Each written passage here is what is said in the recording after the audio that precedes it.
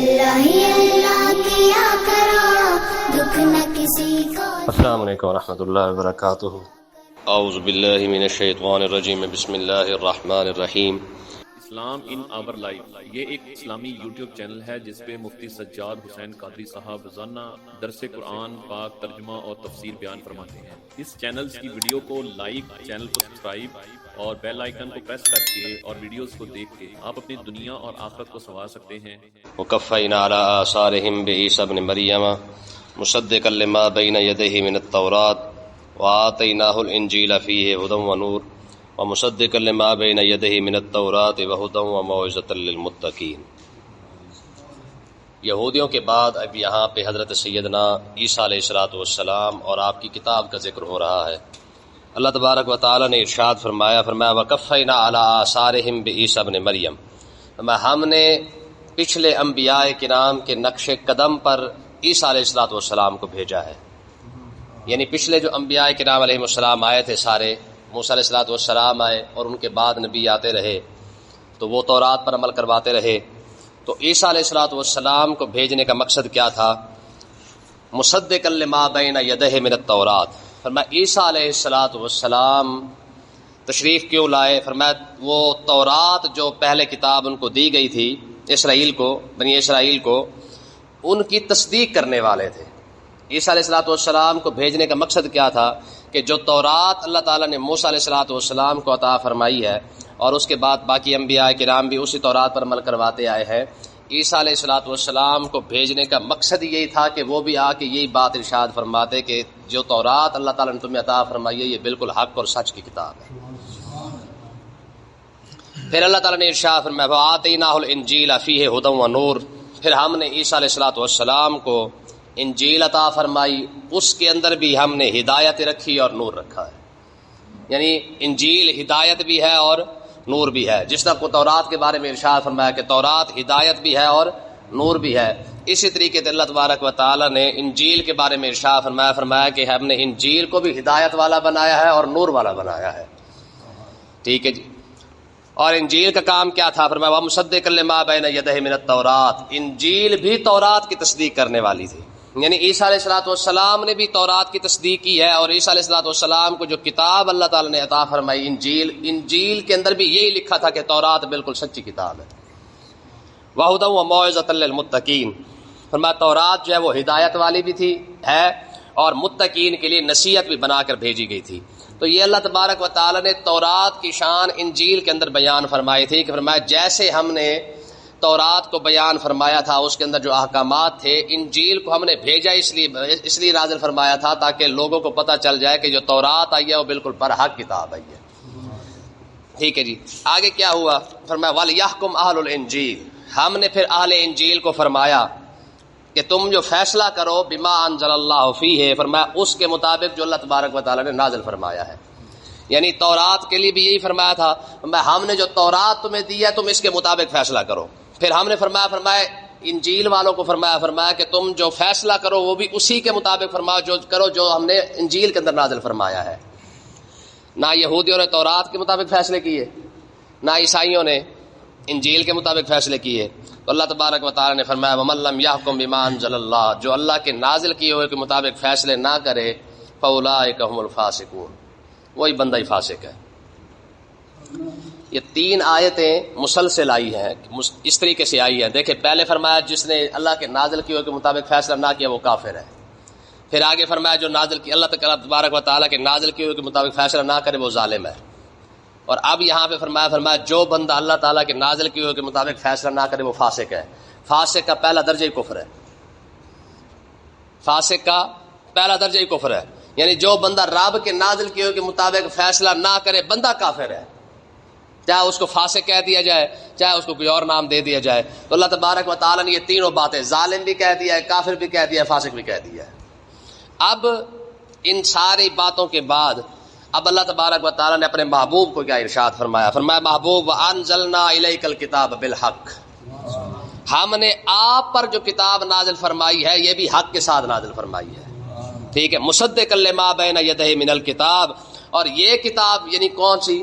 قرآن پاک، یہ بھی تصدیق کرنے والا ہے پچھلی جتنی کتابیں گزری ہیں۔ وَمُهَيْمِنًا عَلَيْهِ، اور یہ کتاب جو ہے وہ ان کی نگہبان ہے، ان کی محافظ ہے، یعنی ان کتابوں کی بھی حفاظت کرنے والی قرآن ہی ہے۔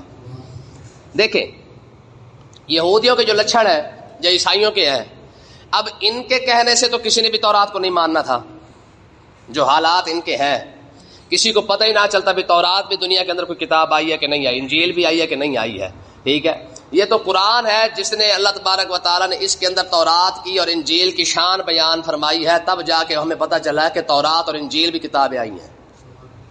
وَآتَيْنَا دَاوُودَ زَبُورًا، ٹھیک ہے جی، ہم نے زبور جو ہے وہ داؤد علیہ السلام کو عطا فرمائی ہے۔ تو مطلب کیا ہے کہ آج دنیا کے اندر اگر تورات انجیل زبور کو مانا جا رہا ہے تو یہ بھی مہربانی رب تعالیٰ کی ہے کہ اس نے قرآن کے ذریعے بتا دیا ہے، مگر نہ یہودیوں کے ذریعے تو کوئی بھی نہیں مانتا، ٹھیک ہے جی۔ یہ دنیا کے سب سے ظاہر ہے ویسے خبیث قوم ہے، ٹھیک ہے جی، انہوں نے خود تبدیلیاں کر دی ہیں، انجیل کے اندر خود تبدیلیاں کر دی گئی ہیں، تو پھر کون مانتا، ٹھیک ہے۔ تو اللہ تبارک و تعالیٰ نے قرآن کے اندر تورات اور انجیل اور زبور کی شان بیان فرما دیا، آج سارے کے سارے مسلمان جو ہے وہ ان تینوں کتابوں کو مانتے ہیں، ٹھیک ہے جی۔ آگے دیکھیں جی، فرمایا فَاحْكُم بَيْنَهُم بِمَا أَنزَلَ اللَّهُ، اے محبوب جو اللہ نے آپ پر نازل کیا ہے آپ بھی اس کے مطابق ہی فیصلہ کریں۔ دیکھیں ساری کتابوں کے اندر بات ایک ہی آئی ہے، یہودیوں کو بھی یہی کہا گیا، تورات والوں کو یہی کہا گیا بھی جو رب نے جس طریقے سے نازل کیا اس کے مطابق فیصلے کرو، انجیل والوں کو بھی یہی کہا گیا کہ رب نے جو نازل کیا اس کے مطابق فیصلے کرو، اور مسلمانوں کو بھی یہی کہا گیا ہے کہ جو رب نے نازل کیا ہے اسی کے مطابق فیصلہ کرو، مانا کسی نے بھی نہیں، ٹھیک ہے۔ جب تک مسلمان قرآن کی مانتے رہے ہیں تب تک غالب رہے ہیں، جب سے مسلمانوں نے قرآن کو چھوڑ کے برٹش لا چلایا ہے ذلیل ہو کے رہ گئے ہیں۔ آج پوری دنیا کے اندر 55 اسلامی ملک ہیں، آپ بتائیں کہاں پہ قرآن کی حکومت ہے، کہاں قرآن کے مطابق فیصلے ہو رہے ہیں؟ کوئی ایک مسلمان ملک نہیں ہے جہاں پہ جناب اعلیٰ شریعت کی مطابقت چل رہی ہو یا شریعت کے مطابق فیصلے کیے جا رہے ہو یا قرآن کے مطابق فیصلے کیے جا رہے ہو، کہیں بھی موجود نہ تورات کی حکومت ہے، نہ انجیل کی ہے، نہ قرآن کی ہے۔ تو آج دنیا کے حالات دیکھ لیں کہ کہاں تک پہنچ چکے ہیں۔ آگے اللہ تبارک و تعالیٰ نے ارشاد فرمایا وَلَا تَتَّبِعْ أَهْوَاءَهُمْ عَمَّا جَاءَكَ مِنَ الْحَقِّ، اب یہ عام خطاب ہے سننے والوں کو، یعنی جو بندہ بھی قرآن کو سنے گا یہ اس سے خطاب کیا جا رہا ہے۔ وَلَا تَتَّبِعْ أَهْوَاءَهُمْ عَمَّا جَاءَكَ مِنَ الْحَقِّ، فرمایا اپنی خواہشات کے پیچھے نہ چلنا، عَمَّا جَاءَكَ مِنَ الْحَقِّ، حالانکہ تمہارے پاس حق آ چکا ہے۔ یعنی اس کا مطلب یہ جو لفظ ہے نا، یہ لفظ یہ ہر سننے والے بندے کے لیے ہے۔ مطلب کیا ہے کہ جب ہم نے قرآن تمہیں دے دیا ہے، ہم نے کہہ دیا ہے کہ اس کے مطابق تم نے زندگی گزارنی ہے، اگر اب بھی کوئی شخص اس کو چھوڑ کر اپنی خواہش کے مطابق جو ہے وہ زندگی گزارتا ہے تو میں قیامت کے دن وہ اپنا ذمہ دار خود ہی ہوگا، اس میں کسی کا کوئی قصور۔ دیکھ نا جی، بندہ راستہ دکھا دیتا ہے کسی کو کہ میاں یہ راستہ ہے، اسی پر جانا ہے، یہ آگے تیری منزل آ جائے گی، پر جب بتانے کے باوجود بھی بندہ عمل نہ کرے پھر اس کا ذمہ دار کون ہے؟ پھر مزیداری کی بات دیکھیں، پرچہ امتحانوں کے اندر اگر پرچہ لیک ہو جائے نا تو پورا کے پورے امتحان جو ہے وہ ختم ہو جاتے ہیں، ایسے ہوتا کہ نہیں ہوتا؟ یار آخرت کے تو سارے پرچے لیک ہو چکے ہیں، کہ نہیں ہوئے؟ قبر کے سارے پرچے لیک ہو چکے ہیں کہ کیا کیا پوچھا جائے گا، یعنی من ربوں کا، ماں دینوں کا، ماں کنت تقول فی ھذا، سارے پرچے تو بتا دیے گئے، ٹھیک ہے۔ قیامت کے دن کے ٹوٹل جو ہے وہ جتنا امتحان ہے سارا لیک ہو چکا ہے، بتا دیا گیا پہلے کہ چلو کچھ بھی کم سے کم تیاری کر کے آ جائے، یہ امتحان تجھ سے لیا جائے گا۔ قیامت کے دن سب سے پہلا سوال کس چیز کا ہوگا؟ نماز۔ قیامت کی بات ہے، نماز کا ہوگا نا پہلا سوال۔ اب بتائے، جب پہلے بتا ہی دیا گیا ہے کہ میاں قیامت کے دن سب سے پہلے اس چیز کے بارے میں پوچھا جائے گا، بندہ پھر بھی نہ بچے تو لتر کھائے تو پھر کس کا قصور ہے؟ جب قیامت کے دن پوچھا ہی جائے گا یہ زکوٰۃ کیوں نہیں دی، حدیث پاک کے اندر آتا ہے کہ رب 5 چیزوں کے بارے میں بندے سے پہلے پوچھے گا، بعد میں اسے آگے قدم اٹھانے دے گا، ورنہ قدم ہی نہیں اٹھانے دے گا، ٹھیک ہے۔ کون کون سی چیزیں ہیں؟ وقت کہاں گزارا ہے، عمر کہاں گزاری ہے، پیسہ کہاں سے کمایا، پیسہ کہاں لگایا، جوانی کہاں گزاری ہے، یہ سارے سوال ہیں جو رب قیامت کے دن ہر بندے سے پوچھے گا اور قدم بھی نہیں اٹھانے دے گا۔ بتائے اب اس کے باوجود بھی بندہ تیاری نہ کرے، پھر کتنی بات ہے یار۔ لوگوں کی توجہ ہے اس طرف، پیسہ کہاں سے کمایا یہ تو سمجھ آ گئی کہ بندہ چلو اگر کہہ دے گا پروردگار میں تو ریڑھی لگاتا تھا، دکان لگاتا تھا، مزدوری کرتا تھا، یہ کرتا تھا، وہ کرتا تھا، چلو ٹھیک ہے حلال کمایا نا، یہ بتا لگایا کہاں پہ ہے؟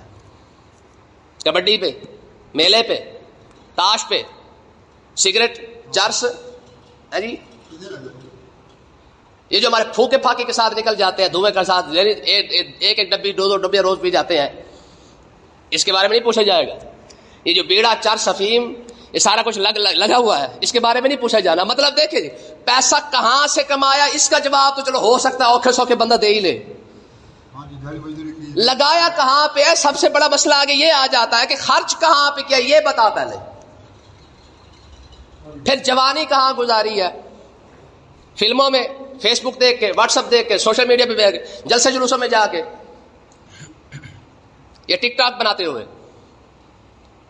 داڑھی چٹی ہو گئی، مسجد بھی یاد آ گئی. جب عمر گزر جاتی ہے تو پھر ہم سارے حاجی بن جاتے ہیں. وہ کہتے ہیں نا وقت پیری گرگ ظالم می شبد پرہیزگار. اور جب بندہ شیر بوڑھا ہو جاتا ہے نا تو شکار کرنا تو وہ بھی چھوڑ جاتا ہے. ہوتا کہ نہیں ہوتا؟ ہاں، وقت پیری گرگ ظالم می شبد پرہیزگار. جب بھیڑیا ہے نا، بھیڑیے کے اندر ترس تو ہوتا نہیں ہے، رحم ہوتا نہیں ہے.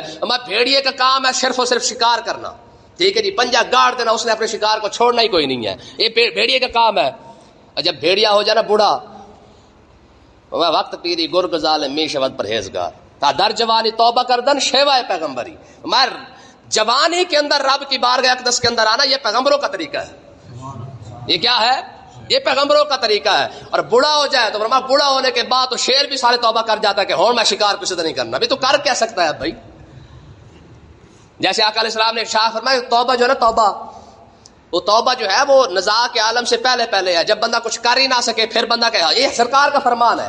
حضور نے ارشاد فرمایا کہ نزاع کے عالم کے اندر بندہ کہے جی 5 دے گا ادھر دے دو، 5 دے گا ادھر دے دو، اے فلانی چیز صدقہ کر دو. حضور نے فرمایا وہ کوئی صدقہ کوئی نہیں. جب دینے کا ٹائم ہے تب دیا نہیں جاتا، ٹھیک ہے. جلے بالکل دیکھا نا بھی جان اور تھوڑی جی اڑی کھڑی ہے تو بندہ جناب اللہ صدقے کرنا شروع کر دے. لا جی میری فلانی زمین فلانے پاسے لا دینا، فلانا صدقہ کر دینا، فلانی خیرات کر دینا، فلانا کام کر دینا. حضور نے فرمایا کوئی صدقہ کوئی. کیوں؟ کیونکہ ٹائم گزر چکا ہے.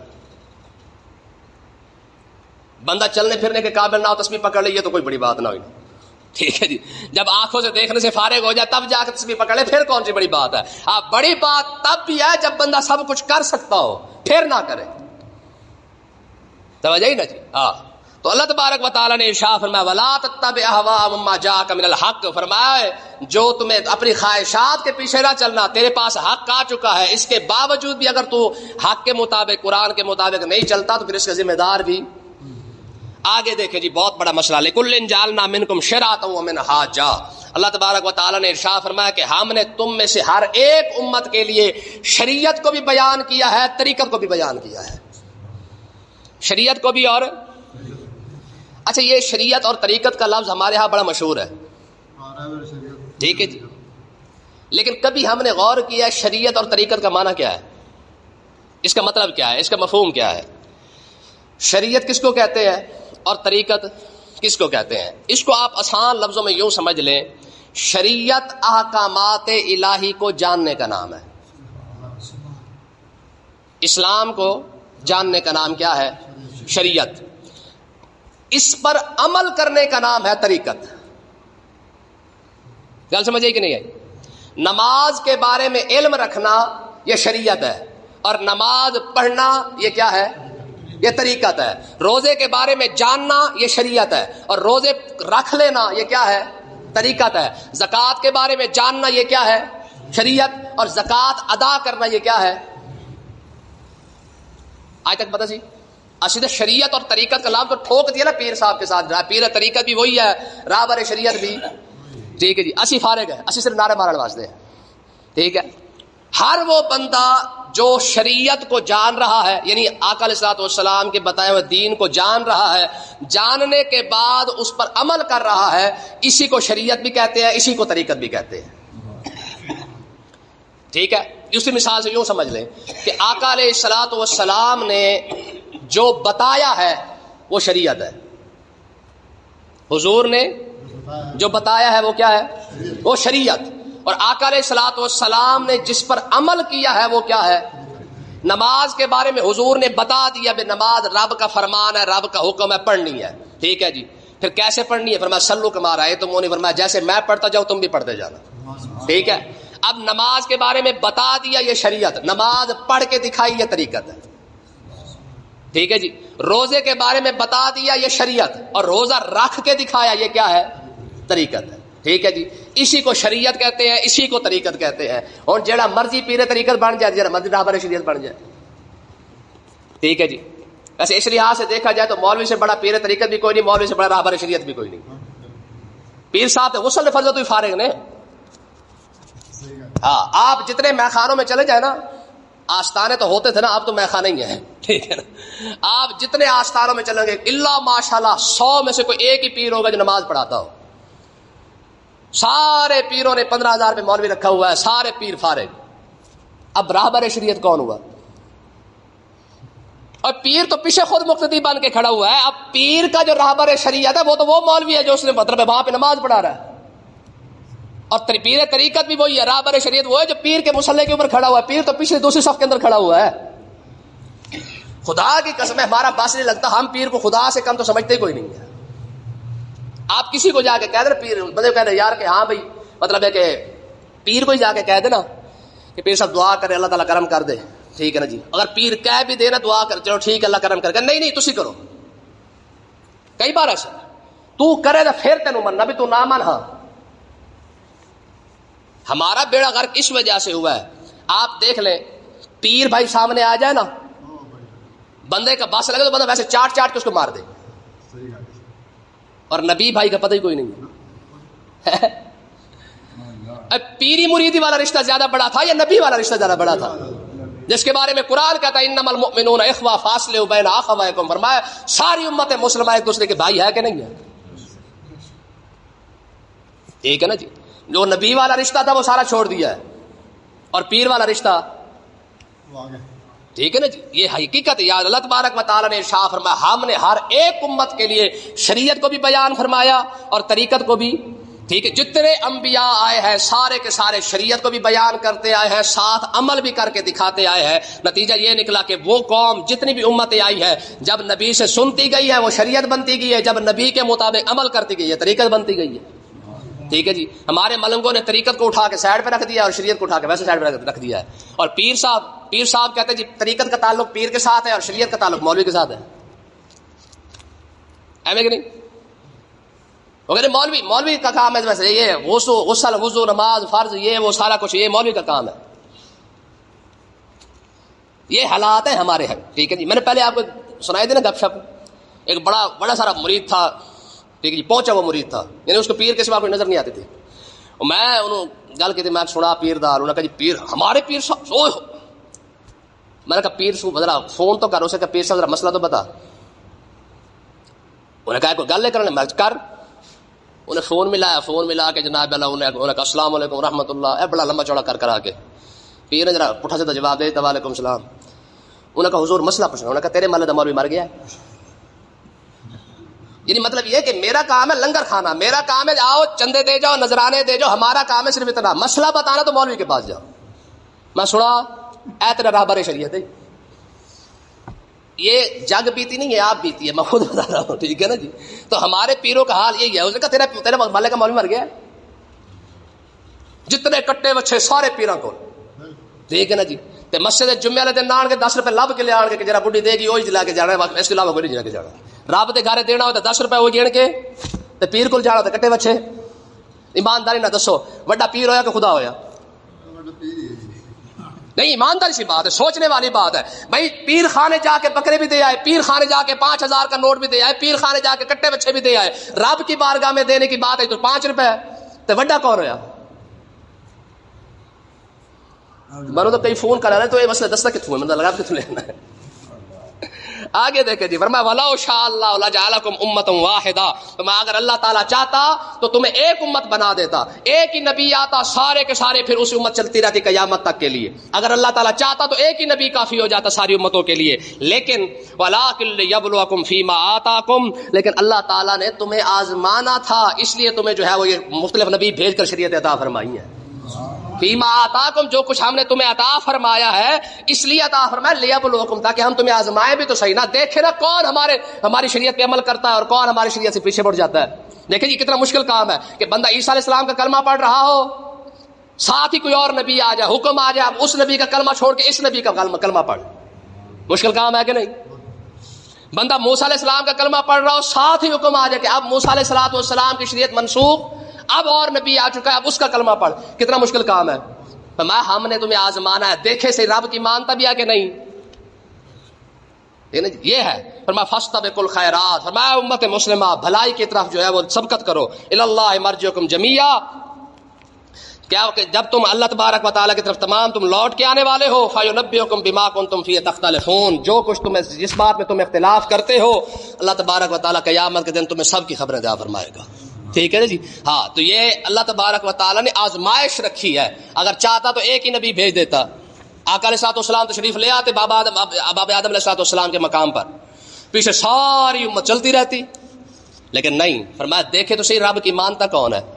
یہ رب کا ہی فیصلہ ہے نا کہ اب ایک نبی آیا, ساتھ دوسرا نبی آ گیا, دوسرا نبی ابھی وصال ہوا, تیسرا نبی ساتھ ہی آ گیا ہے, ابھی وصال بھی نہیں ہوا پھر ایک اور نبی آ گیا ہے. تو اللہ تبارک و تعالیٰ نے یہ بندوں کی آزمائش رکھی ہے کہ رب کی کون مانتا ہے اور کون نہیں مانتا. ٹھیک ہے جی. اللہ تعالیٰ سمجھنے کی توفیق عطا فرمائے.